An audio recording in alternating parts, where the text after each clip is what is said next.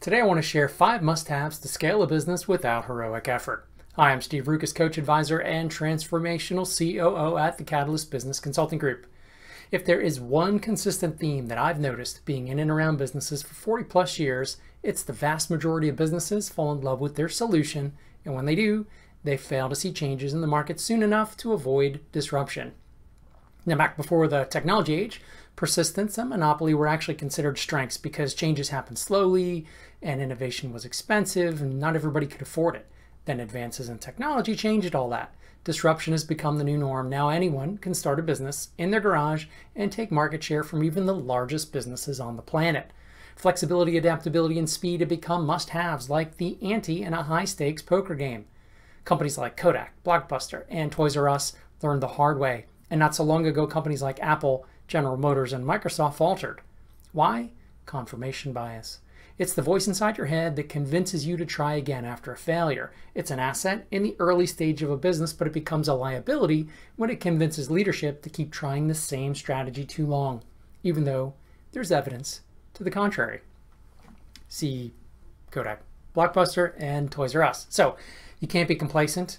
If you're not growing, you're dying, but innovation for the sake of innovation isn't the right approach either. What do? First, you need to recognize you have a blind spot. The 3 symptoms that I look for are overall declining profit margin, no surprise there, inconsistent profit margins across a large number of product services or customers, or a large concentration of revenue across a few product services or customers. If that's your business, here are 5 key elements that vaccinate your organization from putting too many eggs in one basket, persisting too long with a strategy, and missing out on opportunities. The 5 key elements are noble cause, vision, mission, competitive advantage, and ideal customer persona. And together, they should serve as the foundation for all your sales and marketing material, as well as a litmus test when making strategic decisions and setting priorities. Your business may not have all 5. That's okay, call me. But even the majority of those that do make the same mistake, they don't use the voice of the customer when they create them. Captain Obvious alert, your business is not about you or your solution, but if you're like me, you could talk for hours about your solution. You could talk about the nuances of your 3-step method or the features of your one-of-a-kind widget for hours without taking a breath. Newsflash, your customers could care less. They care more about how your solution gets rid of something they don't want and gives them more of something they do want. They want to know how it will help them move away from something painful towards something more pleasurable. And the key to selling more stuff and avoiding extinction is to walk in their shoes. Use their words. Feel their pain every day. And by the way, if you're a leader, you should do that for your employees as well. For example, noble cause. It's your North Star. It's the problem you must solve. It's the thing you can't stand to see happening to other people. Like I can't stand to see the waste of human potential. And I think everybody has more. Your vision should be a verbal description of the better world your solution will create for your customer. It's not what you're doing to them. It's what you're doing for them. Your mission, it should support your vision. It should contain a little more what than why, but avoid too much how. Your competitive advantage.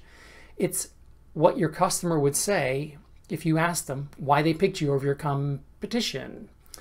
It should be hard for anyone else to duplicate, but it should come naturally to you. Ideal customer persona. Your ideal customer persona should sound as if you were interviewing your ideal customer about their business, their problems, and their wants and needs. For a list of thought-provoking questions to use to create any of these, shoot an email to Steve at catalyst4businesses.com. In conclusion, if you want to stay ahead of the competition, increase revenue, lower costs. If you want to have more time, money, and energy to enjoy it, start using the voice of the customer. Rethink your noble cause, vision, mission, competitive advantage, and your ideal customer persona. Involve everyone in your organization, and when you do, get out of the building. Validate with ideal customers. Then I promise you'll have happier customers, happier employees, and you won't have to work harder. That's all for today. Until next time, think big, start small, grow the right way.